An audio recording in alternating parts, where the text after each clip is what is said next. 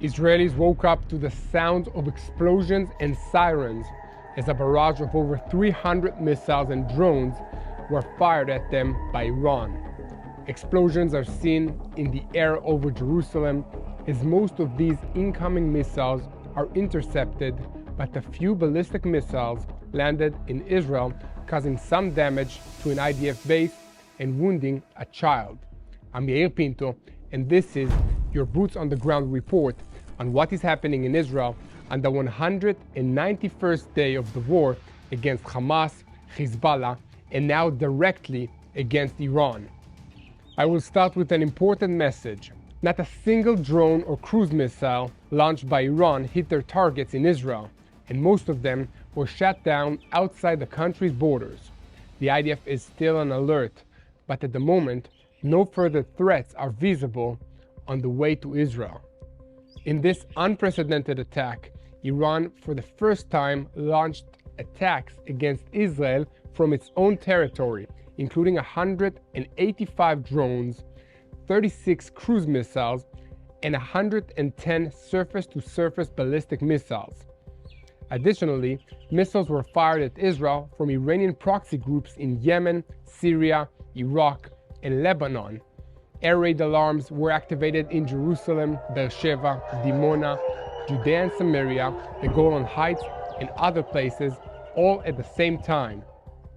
Throughout the night, Hezbollah also launched several barrages of rockets from Lebanon towards the Israeli communities in the north.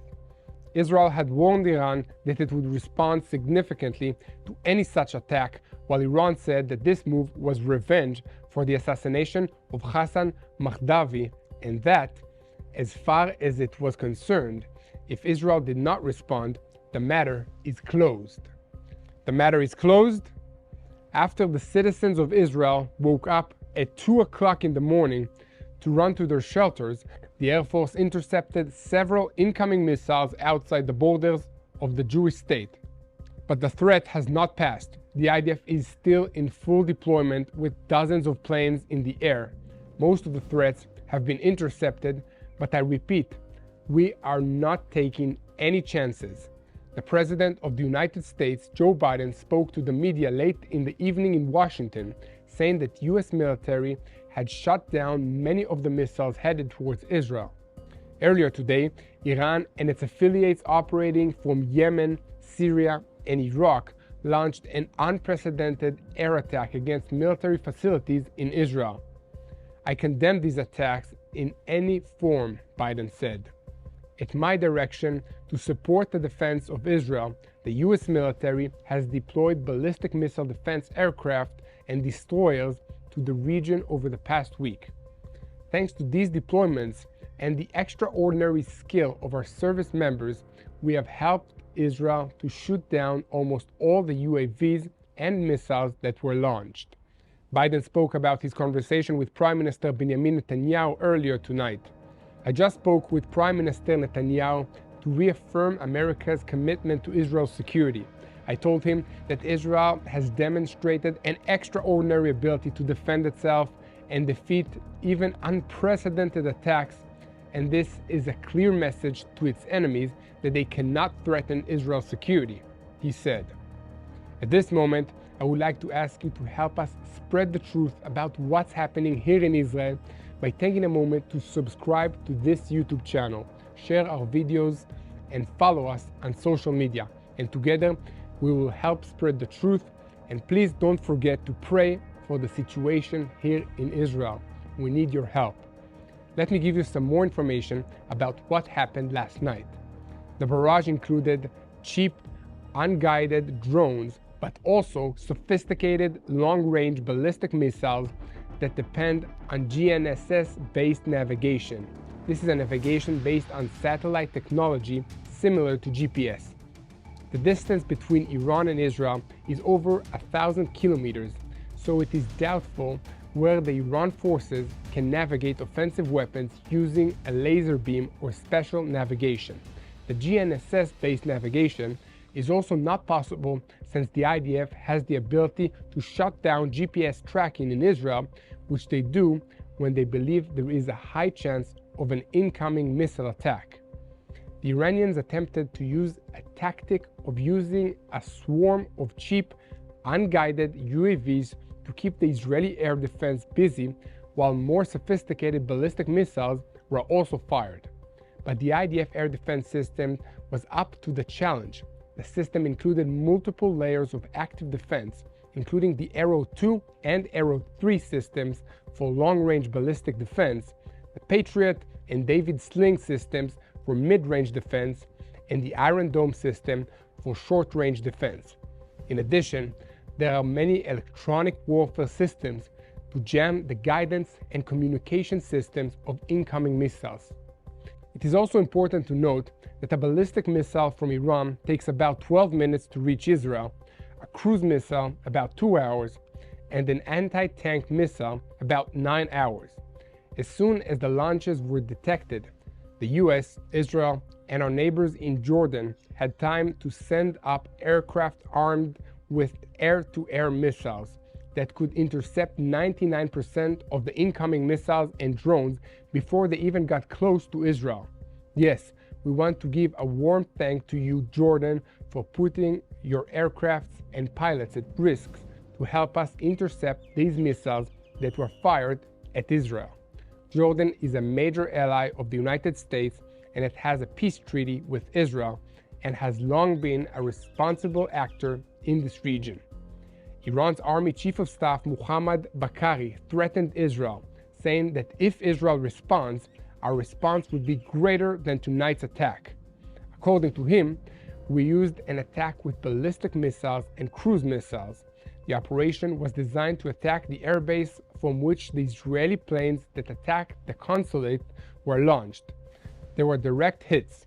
We only aimed for the bases. We sent a message to the US. If you cooperate with Israel, your bases will not be safe. The commander of the Revolutionary Guards, Hussein Salami, added, Tehran will respond to any Israeli attack against its assets, officials, or citizens. Israel must learn the lesson from what happened. I would like to ask you to take an active part in spreading the truth. Support our work through the link that appears in the bottom of the screen. Please donate to us so we can bring you additional videos and help you know what is happening here in Israel, especially during this time. While Iran was shooting at Israel, Hezbollah, Iran's terrorist proxy organization in Lebanon, has joined in the party. Hezbollah fired several barrages of rockets at Israel's north, setting off alarms in the Upper Galilee. In response, the Israeli Air Force launched attacks on Hezbollah positions in the Tufah region in the south of the country, which has never happened before, according to sources in Lebanon. Again, please subscribe to this YouTube channel and help us spread the truth of what is happening here in Israel. We need your help and we need your prayers.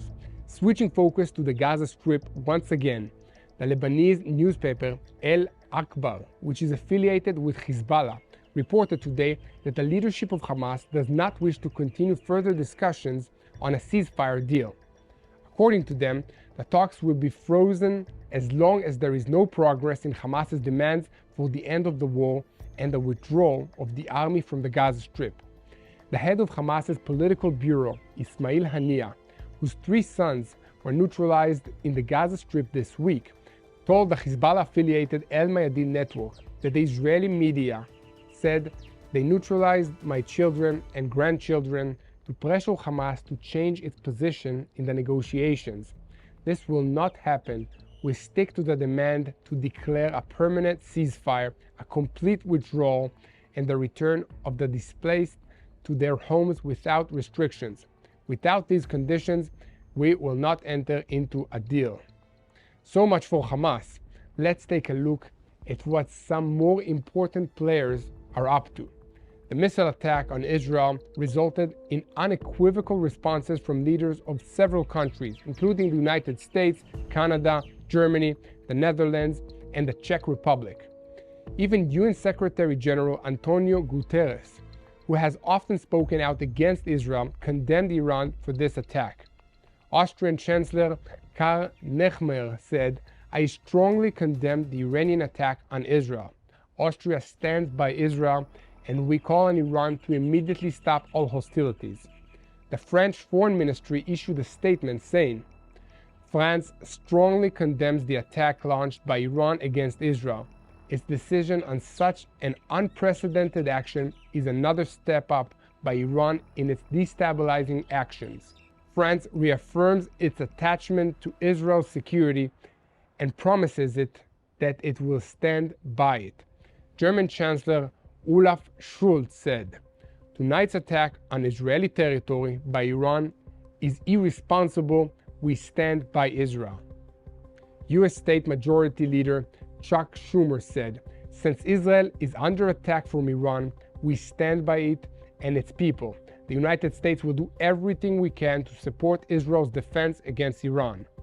Argentinian President Javier Milei also spoke up saying, "We express our unwavering solidarity and commitment to the State of Israel in view of the aggression of the Islamic Republic of Iran. Argentina recognizes the right of nation-states to defend themselves and strongly supports the State of Israel in defending its sovereignty, especially against regimes that promote terrorism and seek to destroy Western civilization. The State of Israel is the bastion of Western values in the Middle East, and Argentina will stand by it against those who seek its destruction." Here at TBN Israel, we will continue to update you daily on what is happening in the Jewish state. From now on, this is a regional war, and Iran has become directly involved, which is plain for everyone to see. But from October 7th until now, Iran has been working behind the scenes and has been involved in everything that has happened. So please pray for the strength of Israel.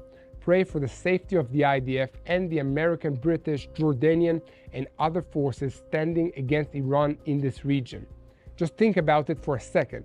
Israel has been trying to prevent Iran from acquiring nuclear capabilities for years.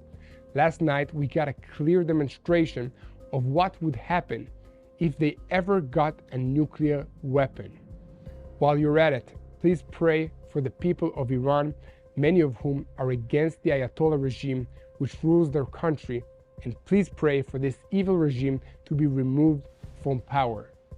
Share and follow us, and don't forget to pray for the peace of Jerusalem.